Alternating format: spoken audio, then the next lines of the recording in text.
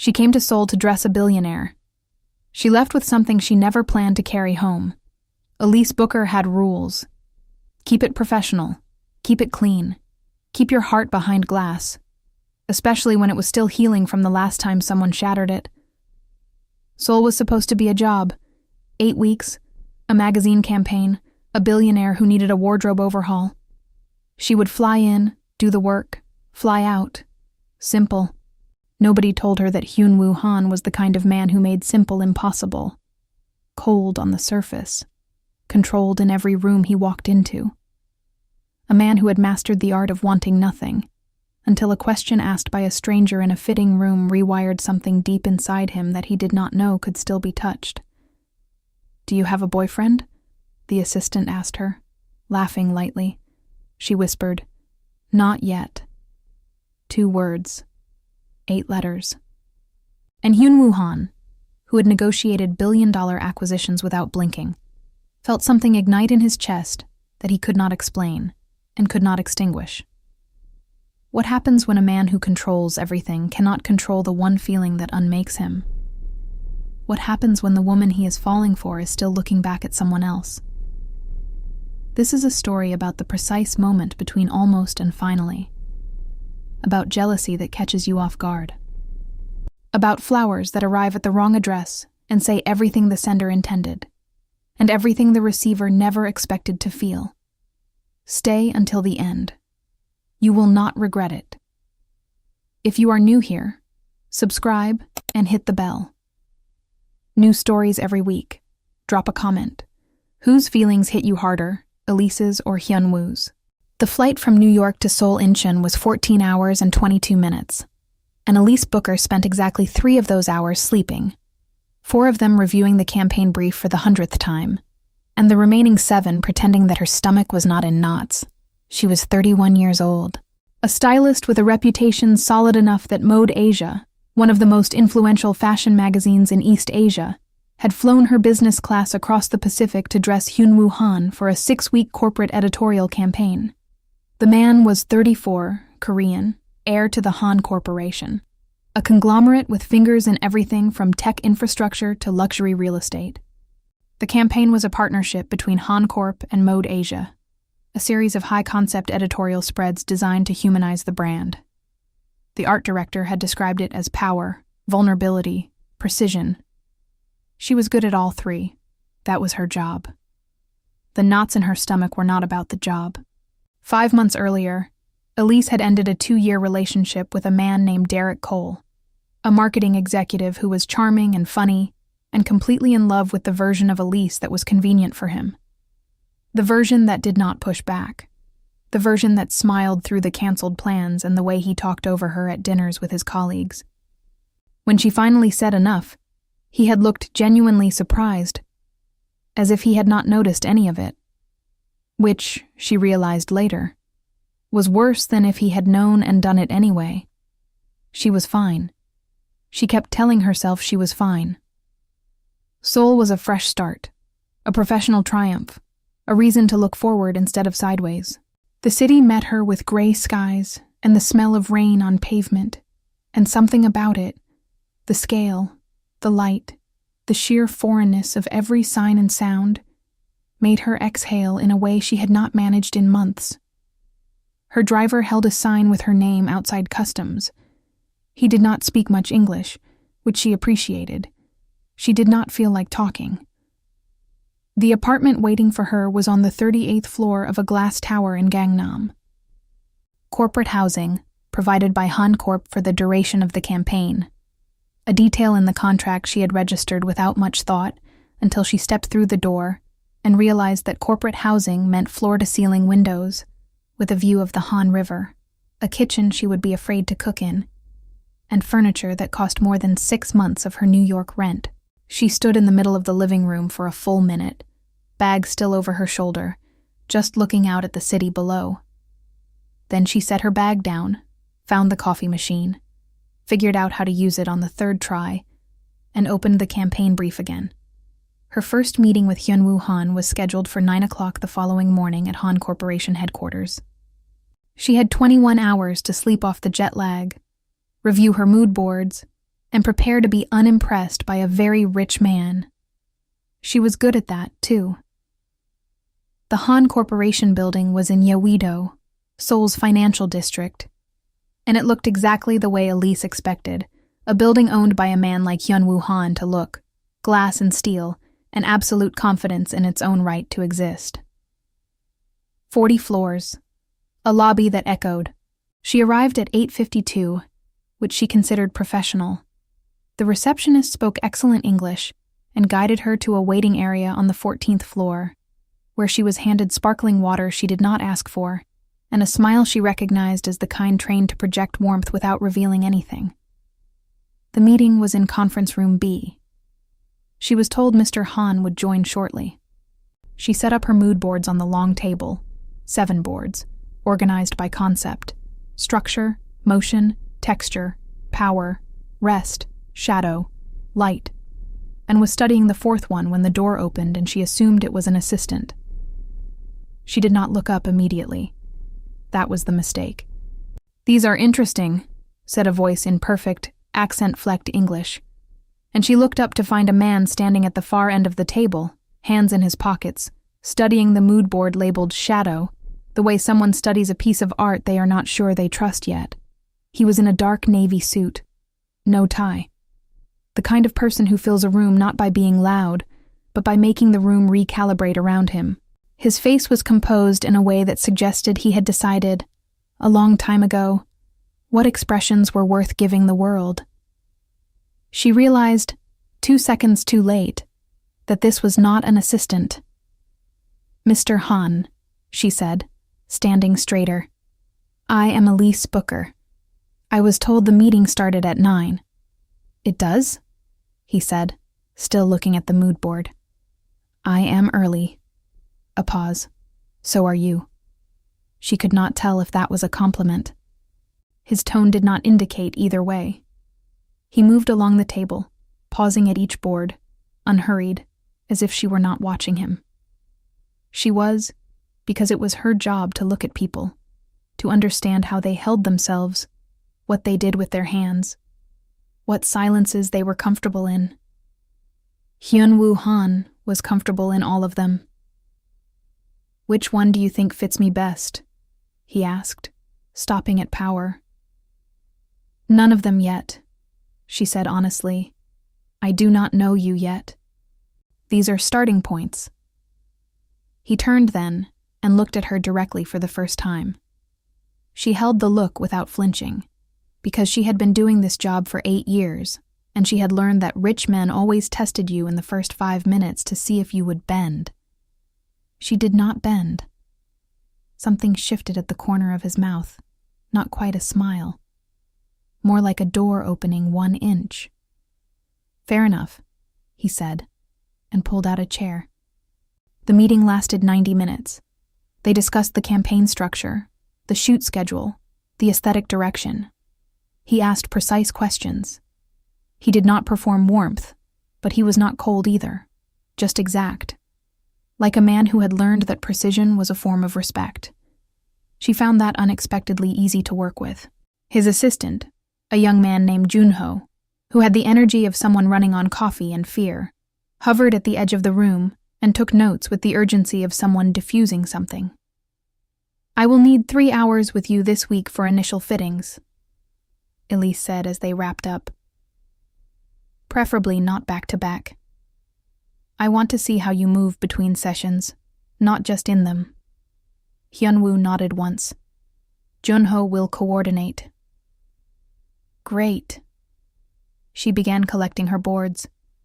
"I will send over my preliminary selections by Thursday." "Fine." She was almost out the door when he spoke again. "You said you do not know me yet." She turned. He was still at the table, one hand resting on it. "Pay attention then," he said. Not as a challenge, more like a quiet instruction. She left wondering if she was imagining things. She was not. The first fitting happened on Wednesday, in a dedicated space on the 22nd floor of Han Corp that had been converted into a temporary wardrobe suite at Mode Asia's request. Elise arrived with 3 racks of clothing, 2 assistants from the magazine, and a very specific plan. Plans involving Hyun-Woo Han, she was beginning to understand, were aspirational. He was 20 minutes late, not because he did not care, she came to realize, but because the man ran on a schedule that answered to no one. When he finally appeared, still on a phone call, jacket already off, he moved through the space with the same unhurried confidence she had clocked in the conference room. He finished the call, set the phone face down on the table, and looked at the racks. "Tell me what you're thinking," he said. "I'm thinking you have been dressing for the board, not for the camera." She pulled a charcoal jacket from the first rack. "You wear things that say I have power. I need things that say I am interesting. There is a difference." He took the jacket from her and held it at arm's length, assessing it. "And you think I am not interesting?" "I think you are very interesting. I think your wardrobe has been lying about that." The pause lasted exactly 3 seconds. Then he put the jacket on. It was a good fit. She circled him once, adjusting the shoulders with the practiced efficiency of someone who had dressed executives, actors, and heads of state. And she noted, with the clinical detachment she had cultivated for exactly this purpose, that Hyun-Woo Han wore clothing differently from most men.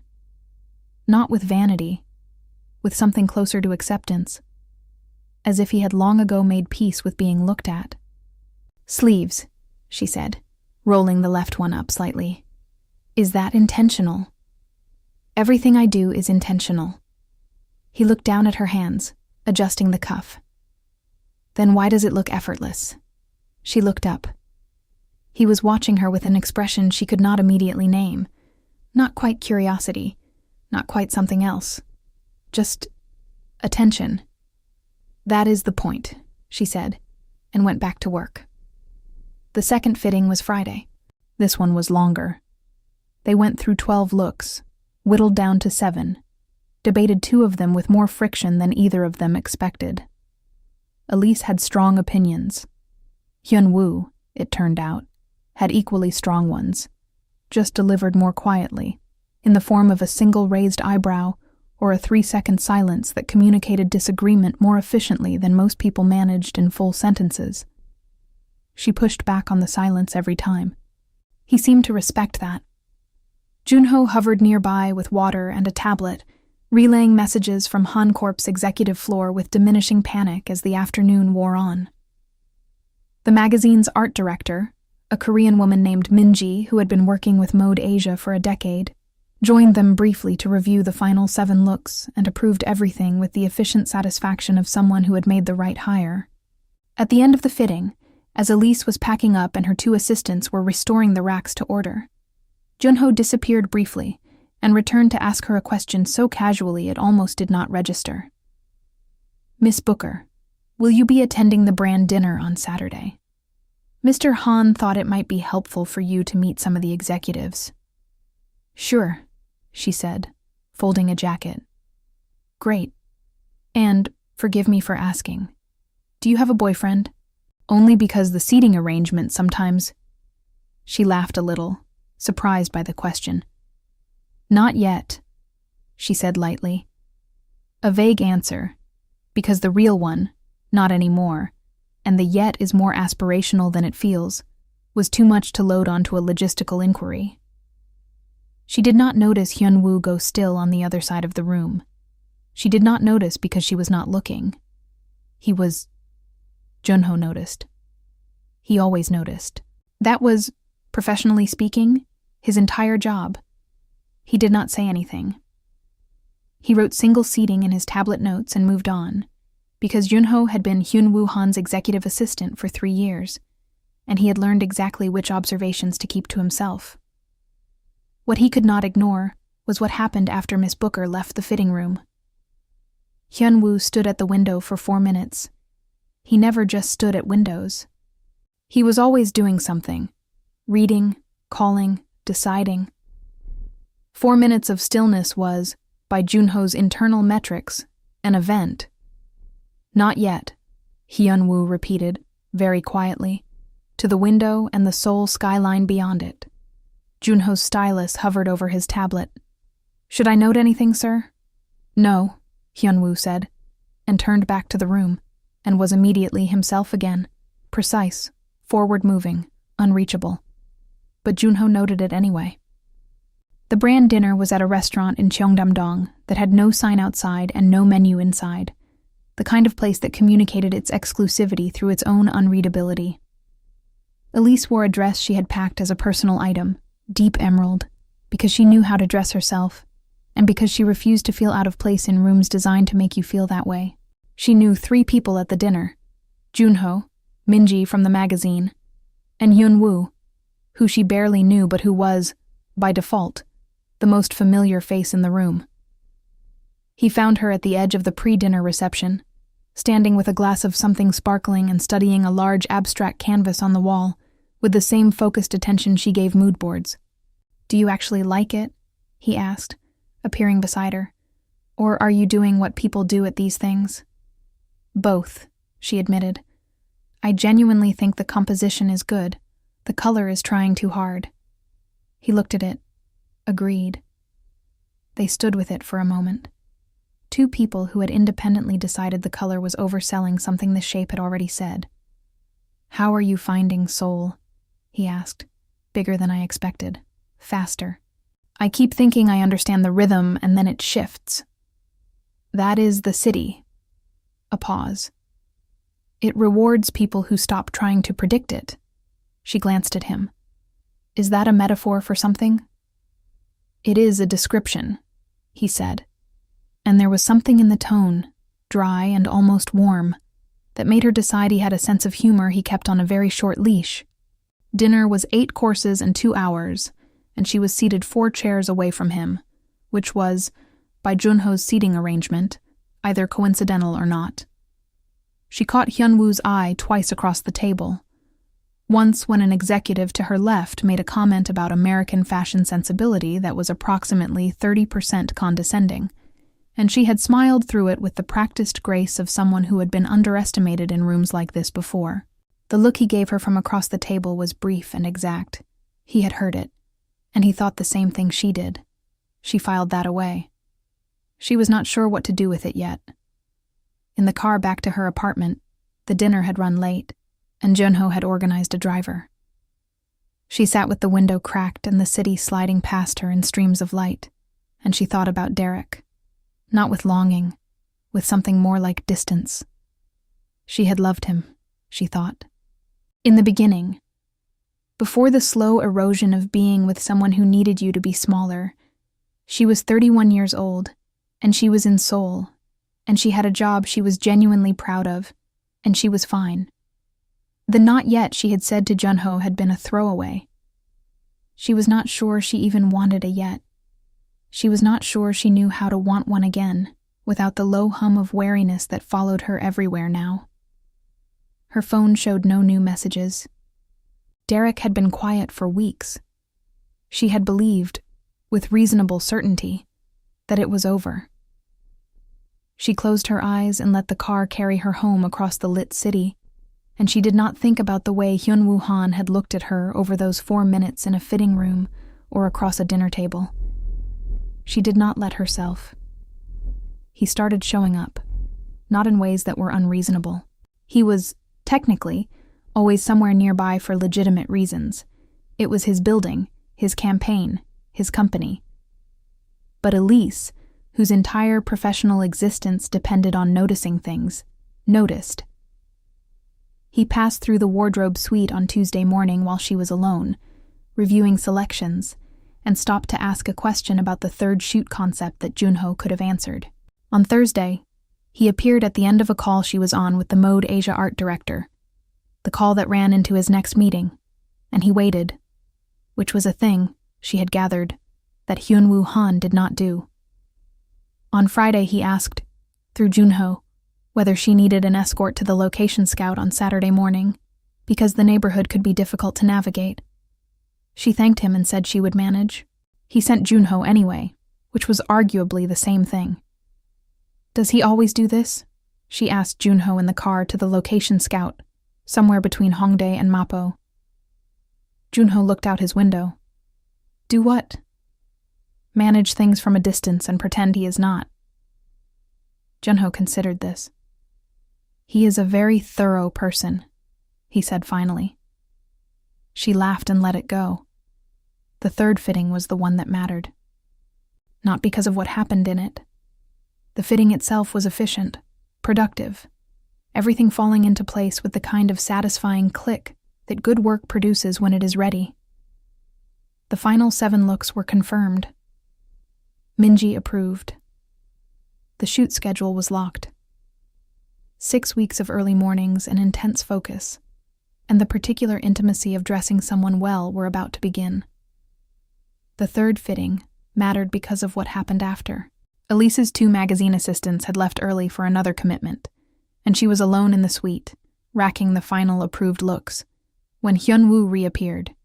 She had not expected him. The fitting had officially ended 40 minutes earlier. "Forgot something?" she asked without looking up.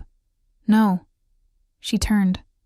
He was standing in the doorway with his jacket over one arm, looking not quite like himself. Or perhaps exactly like himself, minus the architecture of the corporate version. "Can I ask you something?" he said. "You can ask," she said. "I reserve the right not to answer." He stepped into the room. "The answer you gave Junho, in the first fitting." She went still for just a second, then continued racking. "You are going to have to be specific. Junho asks a lot of questions." "Not yet," he said. The room was very quiet. "It was a logistical question," she said evenly. "I know what it was." "Then why are you asking about it?" He looked at her, steadily, the way he looked at everything, like the answer mattered, and he had decided in advance to receive it without reacting. "I am not sure," he said finally, which, she understood somehow, was the most honest thing he could have said. She turned to face him fully. "Hyun-Woo. First name, because the moment called for it. I am your stylist. I am here for 6 weeks. I am—" She paused, chose honesty because she had always found it cleaner. "I am not in a place for complicated." "I did not say anything complicated," he said. "You did not have to." Another silence. The city hummed 38 floors below. "Fair," he said, and put his jacket back on and left. She stood in the quiet room and breathed out slowly and told herself that was the right answer. She kept telling herself that for the next 4 days. The campaign shoots ran across 3 weeks. Urban locations in Gangnam and Yeouido, an architectural series in a restored hanok in Bukchon, and 2 studio days at Mode Asia's Seoul production space. Elise was on set for all of it. That was the job, not just the selection, but the maintenance, adjusting a collar between shots, noticing when the light changed what a fabric communicated, being the translator between what the garment intended and what the camera received. It meant spending an enormous amount of time physically close to Hyun-Woo Han. She handled this the way she handled everything, professionally, efficiently, and with the focused attachment of someone who had decided that the feelings she was managing were manageable. He made it harder than it needed to be, not by doing anything overt. He did not. He made it harder by being exactly himself. By the way he held still when she adjusted something, and did not look at her but was clearly very aware of her. By the way, he answered the photographer's direction with more ease than she had expected, because he was fundamentally comfortable being looked at, just not comfortable with it meaning something. By the way, he occasionally said something quiet and dry between shots that was only loud enough for her to hear, so that the tiny laugh she tried to suppress became a private thing between them. The hanok shoot was the one that stayed with her. The courtyard light was extraordinary, falling through an old pine in the corner and shafts that made everything look like it was from another century. Hyun-Woo, in a pale sand-colored jacket, standing against a weathered wooden column, looked less like a corporate heir and more like a man who had walked out of a story. She adjusted the jacket's front for the 4th time, because it kept moving with his breathing, and she was close enough to notice that he had stopped looking at the photographer. "You are looking at me," she said quietly. "You are in my line of sight," he said. Look at the column. I prefer this. She smoothed the jacket front and stepped back. Hyun-Woo. I know, he said, and looked at the column. The photographer got his best shot of the campaign in the next 4 minutes. Minji cried a little. Elise stood behind the monitor and watched and understood, with the part of her that was always honest even when the rest of her was not, that this was going to be harder than she had told herself. She called her best friend Maya on a Wednesday night, wedged into the corner of her ridiculous apartment couch, the Han River glittering 38 floors below. There is a man, she said, before Maya could ask, because Maya always asked. Of course there is, Maya said. Seoul was going to do this. I work for him, or adjacent to him. It is complicated. Is he good? He is. She thought about it. He does not perform. He is just exactly what he is, which is more than I can say for most people. Elise. I know. Derek was. I know. That is why I am calling you instead of doing anything. Good, Maya said. That is very mature. A pause. But also he sounds kind of wonderful. He is also a Korean billionaire who is absolutely certain he can have whatever he decides he wants. Does he want you? Elise looked at the river. I think he is trying to decide whether to. That is almost worse, Maya said. Yeah, Elise said. I know. The flowers arrived on a Thursday. Elise was not in the building when they came. She was at a fabric supplier in Mapo, sourcing options for a last-minute addition to the campaign that Minji had requested. She got the call from the building concierge at 11:14 in the morning, a confused series of sentences about a delivery and a card, and she said she would be back by 1 and did not think much of it. She was not the one who received the flowers. Hyun-Woo had come to the apartment building at 10:40 to drop off a revised shoot schedule that Junho had also emailed, texted, and could have left at the front desk, but which Hyun-Woo had chosen, for reasons he would not have been able to articulate, to deliver himself. He was in the lobby when the delivery man arrived. A substantial arrangement, white peonies and dahlias, the kind assembled by someone who knew what they were doing. And a card in an envelope marked with Elise's name in handwriting, Hyun-Woo clocked immediately as a man's. The concierge, recognizing him and uncertain what to do, had handed him the arrangement along with the shoot schedule and the envelope. Miss Booker is out, sir. Perhaps you could. He took them. He stood in the lobby for a moment, holding white peonies and a card addressed to a woman who had told him she was not in a place for complicated. And something in his chest went very, very quiet. He set the flowers on the lobby table. He did not open the card. He left the shoot schedule with the concierge and walked back out into the Seoul morning and got into his car and sat there for 3 minutes before telling his driver to take him to the office. He did not reach for his phone. He looked out the window at the city, his city, in the way that any place is yours when you have moved through it long enough. And he thought about the particular difficulty of wanting something you have been given no right to want. She had been honest with him.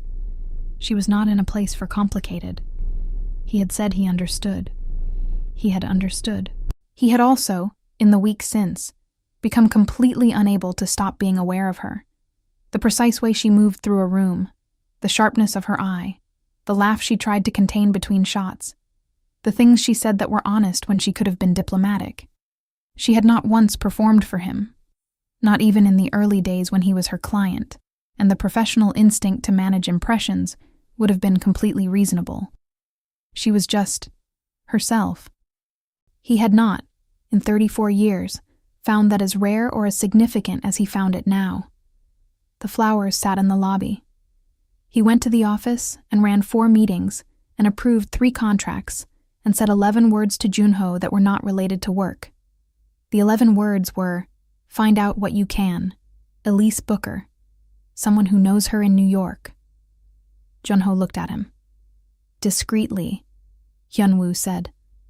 Junho wrote it down and said nothing. Elise found the flowers in the lobby when she returned at 1:15. The card was still sealed. She opened it in the elevator. Derek's handwriting. She would have known it anywhere. Angular, slightly impatient. The letters of a man who wrote quickly because he had things to get to. I have been thinking about us. I know I was not what you needed. I am trying to be better. I found out you were in Seoul and I wanted you to know I have not stopped. She stood in the elevator as it rose to 38, and she felt nothing that surprised her. A low ache. The phantom pain of something that had already healed. A flicker of something she could only describe as pity, and then immediately felt guilty for because he was not a bad person. He had just not been enough of the right kind of good. She put the card in her bag. She carried the flowers into the apartment and put them in a vase because it seemed wasteful not to. She texted Maya. Derek sent flowers to Seoul. He somehow found the address. Maya's reply came in 30 seconds. Please do not go back. She typed back, I am not, and meant it. She did not know that in an office on the other side of the city, a man who had no right to her choices was sitting very still with the specific discomfort of realizing that not yet might have been about someone else entirely. Hyun-Woo went quiet for 2 days. He was not absent. He showed up to the shoot on Friday because it was his campaign and his face and his schedule. But the particular quality of attention that Elise had grown accustomed to, the way it found her, calibrated to her, stayed, was gone. Or rather, it was present but contained. Compressed into something professional and correct. She noticed. She was not going to pretend she did not. She ran Friday's shoot with her usual precision, and the photographer got everything he needed, and Minji was thrilled, and Hyun-Woo was cooperative and efficient and said nothing to her between shots that was only loud enough for one person to hear. She told herself this was fine. This was what she had asked for. Saturday she had off. She walked along the Han River, ate something she could not name but loved, and bought 3 small things at a market in Itaewon that were about the right size to carry home. She thought about the flowers in her apartment, and Derek's note, and the particular smallness of being reminded that someone who had not fought hard enough to keep her had decided, in hindsight, that he missed her. She thought about Hyun-Woo's 2 days of silence with a frustration she did not fully want to examine. She called Maya again. He went quiet after the flowers arrived, she said. How would he know about the flowers? I do not know. The concierge, maybe. He comes to the building. Elise, I know. Does it bother you that it bothers him? She watched a family on the riverbank, 2 kids running, parents walking slowly, that particular unhurried weekend quality. Yes, she said. That is information, Maya said. I know, Elise said. What Junho had found out, and reported with the minimal editorializing of a man who had learned when to be invisible, was this: Elise Booker, aged 31, originally from Atlanta, Georgia, had been in a relationship with a man named Derek Cole, 33 there, marketing executive in New York. The relationship had ended approximately 5 months prior, at her initiative. Derek Cole's social media, publicly visible, had included a post 3 weeks earlier, a photo of white peonies with no caption. Hyun-Woo had read the report in his office at 7:15 on Saturday morning. He had sat with it for 20 minutes. Then he had gone for a run along the Han River, something he did 3 times a week without exception, because it was one of the few places where the city asked nothing of him. He ran farther than usual. He thought with the precise, unsparing focus he applied to every problem he decided to take seriously. The problem was not that there was an ex. He was 34 years old. Of course there were histories. Of course there were complications. The problem was not the flowers. The problem was what he had done with the information about the flowers. He had retreated. He had become exactly the contained, correct, professionally appropriate version of himself that he had been using as armor his entire adult life. And he had aimed it at the one person in recent memory who had made him want to put it down. That was not, he thought, a distance. That was a choice. And Hyun-Woo Han. for all his many considerable faults, did not like making choices he could not defend. On Sunday evening, he appeared at her door. No Junho. No driver waiting in the lobby. He was in what she was coming to recognize as his version of casual. Dark trousers, a simple navy shirt, nothing that announced anything. Elise opened the door and looked at him for a long moment. "I owe you an explanation," he said. "You do not owe me anything," she said. "We work together." Elise. She stepped back and let him in because she was 31 years old and had decided, somewhere on the Han River the day before, that she was tired of managing the distance between what she felt and what she let herself admit. He walked to the window, her window, with the river view she had fallen a little in love with, and turned to face her. "I sent someone to find out about Derek Cole," he said. The room was very still. "You had me investigated," she said, and her voice was level because she needed it to be. "Not you. Him." A pause. "I was in the lobby when the flowers arrived. I saw the card. He stopped, started again. "It was not the right thing to do. I know that." "No," she said. "It was not. I am not going to excuse it." "Good." She crossed her arms. "Because there is no excuse. I am not yours to investigate for. Whatever you have been feeling, you do not have a claim on my past." "I know." "Then why?" He held her gaze. The answer, when it came, was quiet enough that it almost was not there. "Because I could not stand the thought of you going back to someone who was not enough for you, and I did not have the right to say that. So I did the only thing I could think of, which was find out whether it was... He stopped. "It was wrong. I am telling you because you deserve to know, not because I expect forgiveness." She looked at him for a long time. Hyun-Woo Han, who negotiated billions and commanded rooms and wore his precision like a second skin, was standing in her apartment, looking exactly as unguarded as a person looks when they have said the true thing and cannot take it back. "I am not going back to Derek," she said finally. He nodded once, did not react otherwise. "Ian, you do not get to do that again." "Understood. And we still have 2 weeks of shoot left." "I know." "So," she exhaled, "you should probably go." He went. At the door he paused, and she thought he was going to say something that would undo the careful thing she was trying to hold together. He did not. He just said, "Thank you for telling me what I should have already known." She locked the door after him and stood in the entry hall for a minute, and the flowers, Derek's flowers, sat on her kitchen counter, and she realized she was not thinking about Derek at all. The final 2 weeks of shoots ran without incident, which was its own kind of tension, something carefully maintained, professionally exquisite, and humming with everything neither of them was saying. The photographer, a veteran named Soo-hyun, who had photographed presidents and musicians, and exactly 3 Korean billionaires, told Minji privately after the third-to-last shoot that he did not know what had happened between the subject and the stylist, but that the resulting quality was among the best work he had done in 15 years. Minji filed that information and said nothing. On set, Elise and Hyun-Woo had arrived at a version of themselves that was different from the first week and different from the 2 days of silence. It was honest without being exposed, close without pressing. He stopped performing the contained version of himself when it was just the two of them, and she stopped managing the distance. And what was left was 2 people who had told each other the hard true things and were now figuring out what came next.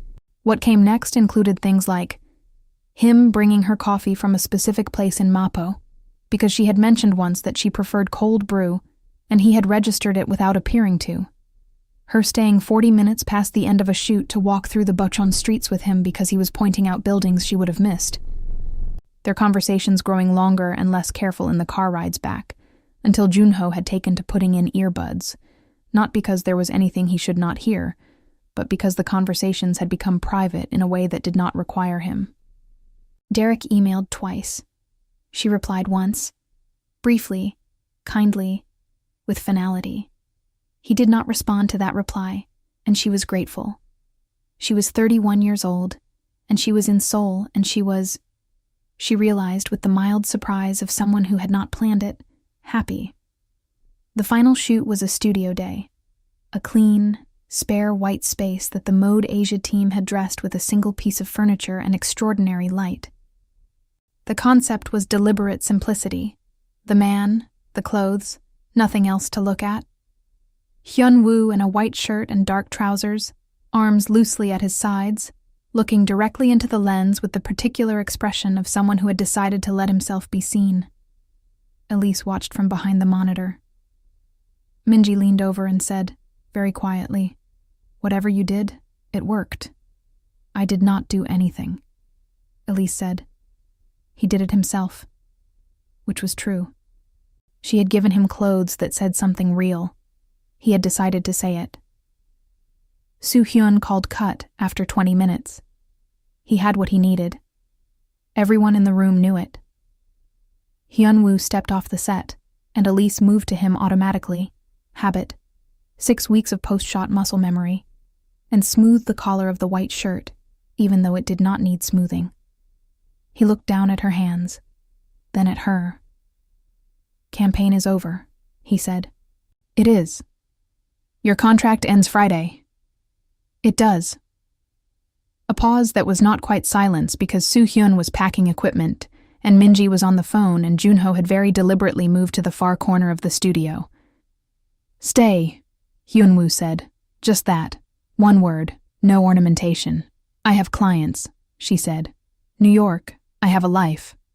"I know." He held her gaze. "Stay anyway." "For how long?" "I do not know," he said. "I have never asked anyone to stay before." She looked at him, the man who controlled everything, offering the one thing he could not control, the outcome of asking. "Give me a week," she said. "I need to—" "Take it," he said immediately. "I am not promising anything."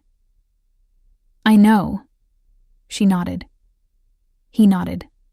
And Junho, from the far corner of the studio, typed extend housing booking plus 7 days into his tablet before anyone asked him to. She was not sure yet, but she was closer than she had been when she landed. She thought she might be ready. She was beginning to think that was exactly the kind of city she needed, one that did not require her to explain herself, one that just kept going and let her catch up when she was ready. She walked the rest of the way with the bowl in a paper bag and the city doing what it always did, which was continue, enormous and lit, and completely unbothered by the small private things that happened inside it. She typed back, 20 minutes. Her phone buzzed. A message from Hyun-Woo. 3 words. The ramen place. She did not know yet where she was going to put it. She bought it anyway. That evening, walking back from a location scout in Seongsu, she stopped at a small ceramic shop, the kind with a handwritten sign and one shelf of mismatched pieces, and bought a small bowl that was the exact color of the Han River at dusk. He did not say anything else. He did not need to. They rode the rest of the way in a silence that had stopped feeling like a gap a long time ago. She looked out the window. The city moved past, beautiful and indifferent. "Most people are not paying attention," she said. "Most people do not do it that way. That is the job. That is why the campaign works," he said finally. "You gave me clothes with a point of view, not a costume." He looked at her with the expression she was beginning to find as readable as a sentence, the one that meant he had just filed something important. "I dress people so they can be on purpose," she said. "And there is a difference." "So you dress people on purpose," he said. He was quiet for a moment. The Seoul streets ran past the windows. "My mother," she said.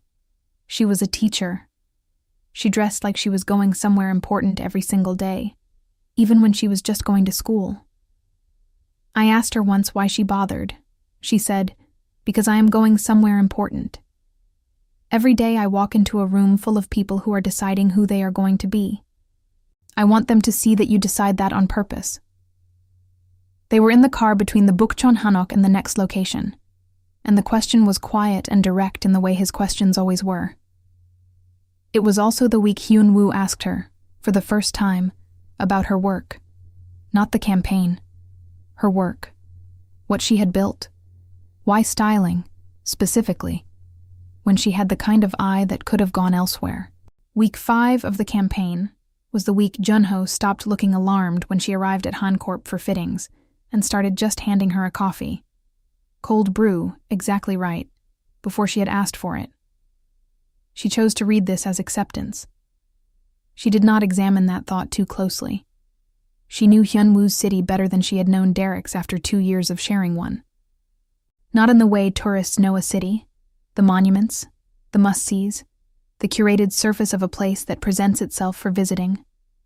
She knew it the way you know somewhere when you have been moving through it without a plan, when the map in your head starts filling in not with landmarks but with feelings. The ramen shop in El Giro where the broth was too hot and too good. The particular quality of light on the Han River at 6 a.m. before the joggers arrived in numbers. The bookstore in Hongdae that had one shelf of English titles, and a cat that slept on the second to last one. She had started to know the city. She stayed, not because she had made a decision. She kept telling herself that. She was gathering information, running a test, being methodical. Maya called it something less diplomatic when Elise explained it to her on Monday morning. Soul time. "You are staying because you like him and you are scared," Maya said. "I am staying because I want to make sure it is real." "That is the same thing worded differently." Elise considered arguing. "Fine," she said. The week was not what she expected, and exactly what she should have expected, because by this point she knew who Hyun-Woo Han was and should have known better than to imagine he would make grand gestures. What he did instead was make time. He ran his company and attended his meetings and managed the empire that had his name on it. And then he made time, intentionally, specifically, in the way that a man who plans everything marks something as non-negotiable. Monday, he took her to a restaurant in Yuljiro, where the menu was written on the wall in chalk, and you ate whatever they decided to make that day. And it was the best meal she had had in Seoul. Tuesday, she worked, answering emails from New York, scheduling her next project, reminding herself and her clients that she still existed. He texted at 4 p.m. "There is an exhibition in Insadong if you are finished." She finished in 20 minutes and went. Wednesday was rain, and they stayed in. His office. In a reading room off the floor below his actual office that she had not known existed. She worked. He read. They ordered ramen from a place on the corner and ate it at the small table by the window and talked about everything that had nothing to do with campaigns or contracts. She told him about Atlanta, where she grew up, and her mother who had taught her that the best-dressed person in any room was the one who had thought the hardest. He told her about the particular specific weight of inheriting something built by other people, and how he had spent a decade proving he could carry it before realizing he had never stopped to ask whether he wanted to. "Do you?" she asked. "Want it?" He thought about it honestly, the way she had come to recognize. "Most of it," he said. "Some of it I would redesign." "That is life," she said. "Yes," he said. "That is life." Thursday, Derek called. She stepped out of the coffee shop where she had been waiting for Hyun-Woo to arrive. He was late. A meeting had run. And answered, because she had decided she wanted this done cleanly, out loud, with no ambiguity. "I got your email," Derek said. "I know. I wanted to hear your voice. I wanted to know if you meant it." "I meant it," she said. "Elise, Derek." She said it gently because she did not hate him and never had. "I think you are going to be good for someone. I genuinely believe that. It is just not going to be me. And I think, if you are honest, you have known that for a while." A long pause. "Yeah," he said finally.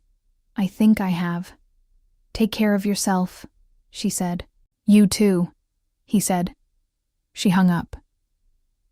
She stood on the sidewalk in the Seoul Thursday afternoon, and the ache she had expected to feel was smaller than she had anticipated, smaller than it had been for months, because something had quietly replaced it. Hyun-Woo arrived 4 minutes later, a little breathless from running from the car, which she had never seen him do.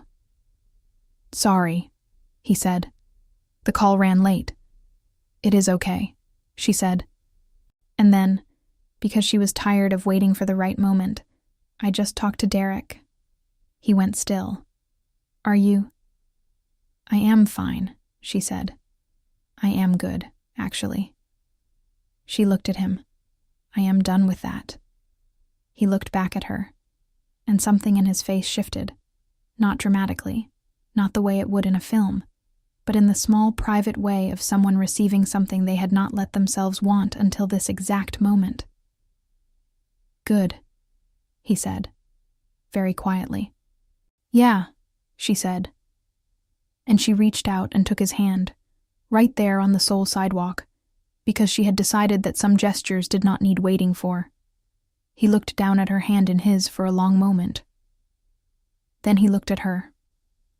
"Coffee," he said, "before I do something I have been trying not to do for 6 weeks." She laughed, genuinely, startled. And he smiled. And it was the first time she had seen him do it without reservation, and it was considerable. They had coffee. And then he did the thing he had been trying not to do, which was tell her, quietly and with complete seriousness, that he intended to pursue her properly if she would let him, because that was who he was, and he was not going to pretend otherwise. She told him she respected that, and also that he could start immediately. He raised an eyebrow. "Right now." "You have already wasted 6 weeks," she said. He laughed then, the other laugh, the real one, and the coffee shop was warm, and the city was outside, and she thought, yes, this is what Not Yet was waiting for. The Mode Asia campaign ran in October. The spreads were extraordinary, 7 looks, each one a small argument about the nature of power and presence, and the particular elegance of a man who had decided to be interesting instead of just powerful. The Hanok shot became the cover. Minji sent Elise a bottle of wine and a voice note that was mostly crying. Elise was in New York when the issue dropped. She had clients, a life, a career that did not pause for anyone. And Hyun-Woo had understood that from the beginning, which was part of why she trusted it. She was in Seoul for 3 weeks in November. He came to New York for 4 days in December, in the middle of a quarterly review that he rearranged with a calmness that made Junho briefly emotional. It was not simple. Distance never is. There were weeks that stretched and phone calls that ran long, and time zones that made mornings and evenings disagree. There were conversations about what this was and what it could be, and they had them honestly, which was harder and better than the alternative. He did not investigate anyone else. He asked her things directly. She told him the truth. He told her the same. It was, she thought, the most functional thing she had built with another person in a long time. In December, in New York, on the last evening before he flew back, they were at a restaurant near her apartment. Not expensive, not a production, just a place with good wine and tables that were close together, and the kind of lighting that makes evenings feel contained from the rest of the world. He looked at her across the table with the expression she now knew well, the one that preceded him saying something true. "Do you have a boyfriend?" he asked. She recognized the echo. The room they had started in, the question that had undone him. She looked at him. This man who had stood in her apartment and admitted to doing something wrong, who had made time for her in every week since, who sent her a short voice note every morning from Seoul that was always exactly 2 sentences and never insufficient. "Not yet," she said. He blinked. "I am considering a proposal," she said, "but the terms need to be right." "What are your terms?" "Honesty, always. No more investigating people without telling me." Agreed. And you have to keep sending the morning voice notes. That was never a negotiation. Then, she said, and smiled at him across the small table in the warm restaurant in New York City. I think we have a proposal. He reached across the table. She gave him her hand. Now, she said. Now, he agreed. Outside, the city continued at its usual pace, indifferent, relentless, magnificent. Inside, two people had arrived at the place that not yet had always been pointing toward.